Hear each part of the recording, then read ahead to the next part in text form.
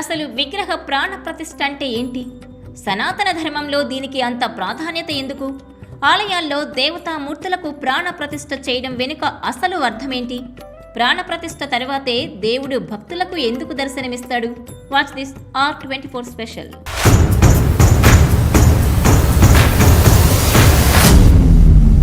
జనవరి 22 ఈ తేదీ భారతదేశ చరిత్ర పుటల్లో నిలిచిపోయే రోజు. వందల ఏళ్ల నాటి వివాదాలకు తెరపడి అయోధ్య రాముడు ఆలయంలో కొలువుదీరే చారిత్రక ఘట్టానికి సాక్ష్యంగా నిలిచే రోజు. ఎంతో మంది హిందువుల కల నెరవేరే రోజు. ఇప్పటికే అయోధ్యలో సందడి కనిపిస్తోంది. ఉత్సవానికి ముందు జరగాల్సిన వేడుకలు జరుగుతున్నాయి. ఈ మొత్తం క్రతువులో అత్యంత కీలకమైనది బాలరాముడి ప్రాణ ప్రతిష్ఠ. ఆ సమయం కోసమే అందరూ ఎదురు చూస్తున్నారు. అది పూర్తయిన తర్వాతే అయోధ్య రాముడు అందరికీ దర్శనమిస్తాడు.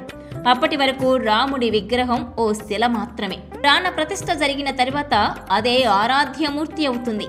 అందుకే హిందూ ధర్మంలో ప్రాణ ప్రతిష్ఠ క్రతువుకి అంత ప్రాధాన్యత ఉంటుంది. పేరులోనే ఉంది ప్రాణ ప్రతిష్ఠ అని. అంటే అప్పటి వరకు కేవలం ఓ బొమ్మగా ఉన్న ఒక్కసారి గర్భగుడిలో ప్రతిష్ఠిస్తే అందులో ప్రాణం వచ్చి చేరుతుంది. ఏ దేవతామూర్తిని అక్కడ ప్రతిష్ఠిస్తే అక్కడ స్వయంగా ఆ దైవమే కొలువుదీరినట్టు లెక్క.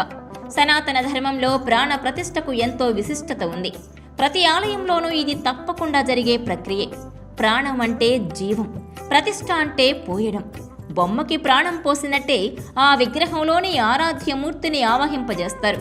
ఆ సమయంలోనే వేద మంత్రాలు పఠిస్తారు. ఈ మంత్రాలు చదువుతుండగానే ఆ దైవమే నేరుగా వచ్చి ఆ విగ్రహంలోకి ఐక్యమవుతారని నమ్ముతారు. అయోధ్య రాముడి విగ్రహానికి ప్రాణ ప్రతిష్ఠ చేసేందుకు పండితులంతా ఎంతో మేధోమథనం చేసి ఓ ముహూర్తాన్ని నిర్ణయించారు. జనవరి 22న మధ్యాహ్నం 12:29:08 నుంచి 12:30:32 మధ్య కాలంలో ఈ క్రతువు నిర్వహిస్తారు. మొత్తంగా 84 సెకండ్ల పాటు ఇది కొనసాగుతుంది. ఇది పూర్తయిన వెంటనే మహాపూజ, మహాహారతి కార్యక్రమాలు నిర్వహించనున్నారు. జనవరి 22నే ఎంచుకోవడానికి ఓ ప్రధాన కారణం ఉంది. పురాణాల ప్రకారం ఇదే రోజున విష్ణుమూర్తి కూర్మావతారం ఎత్తాడు. అమృతం కోసం అటు దేవతలు ఇటు రాక్షసులు క్షీరసాగరాన్ని మదిస్తున్న సమయంలో సముద్రంలోకి కుంగిపోతున్న మందర పర్వతాన్ని నిలబెట్టేందుకు విష్ణువు తాబేలు అవతారాన్ని ఎత్తాడు. ఈ ప్రపంచానికి ఆధారం ఈ కూర్మావతారమని హిందూ ధర్మ విశ్వాసం. రాముడు విష్ణువు అవతారమే కదా, అందుకే అదే రోజున అయోధ్య రాముడి ప్రాణ ప్రతిష్ఠ. అదే రోజు కూర్మ ద్వాదశి కూడా. అయితే ఈ ప్రాణ ప్రతిష్ఠకి ముందు కొన్ని క్రతువులు నిర్వహిస్తారు. హిందువులు ఎంతో పవిత్రంగా భావించే గంగా సహా మరికొన్ని నదుల నీళ్లతో అభిషేకం చేస్తారు. ఆ తర్వాత పొడి బట్టతో ఆ విగ్రహాన్ని తుడుస్తారు. కొత్త దుస్తులతో అలంకరిస్తారు. ఆ తర్వాత గంధం అద్దుతారు. బీజమంత్రాలు పఠిస్తారు. ఆ సమయంలోనే పంచోపచారాలతో ఆ మూర్తికి పూజలు నిర్వహిస్తారు. అంటే పూలు, గంధం, ధూపం, దీపం, నైవేద్యం సమర్పిస్తారు. ఆ తర్వాత పూజారులు విగ్రహంలో ఒక్కో చోట స్పృశిస్తూ మంత్రాలు పఠిస్తారు. పంచోపచార క్రతువు ముగిసిన తర్వాత అత్యంత కీలకమైన ఘట్టం ఉంటుంది. అప్పటి వరకు ఆ దేవతామూర్తి కళ్లకు గంతలు కడతారు.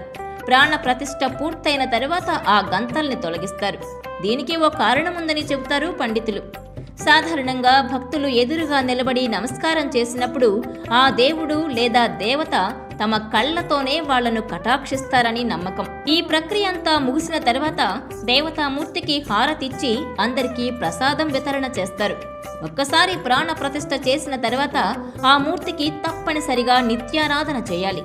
నిర్లక్ష్యం చేస్తే ఆ మూర్తిలో ఉన్న అతీంద్రియ శక్తులన్నీ తరిగిపోయి ఒట్టి బొమ్మలా మిగిలిపోతుందని చెబుతారు పండితులు. ఇక్కడే మరో ముఖ్యమైన విషయం చెప్పుకోవాలి. ఏ ఆలయంలోనైనా సరే దేవతామూర్తిని తూర్పు ముఖంగానే ప్రతిష్ఠిస్తారు. హిందూ గ్రంథాల ప్రకారం తూర్పు దిక్కున పాజిటివ్ ఎనర్జీ ఉంటుందని విశ్వసిస్తారు. సూర్యుడు ఉదయించే దిశలోనే దేవతామూర్తి ముఖం ఉండేలా ప్రతిష్ఠ చేస్తారు. అంత కీలకమైంది కాబట్టే ముహూర్తం విషయంలో చాలా ఖచ్చితంగా ఉంటారు.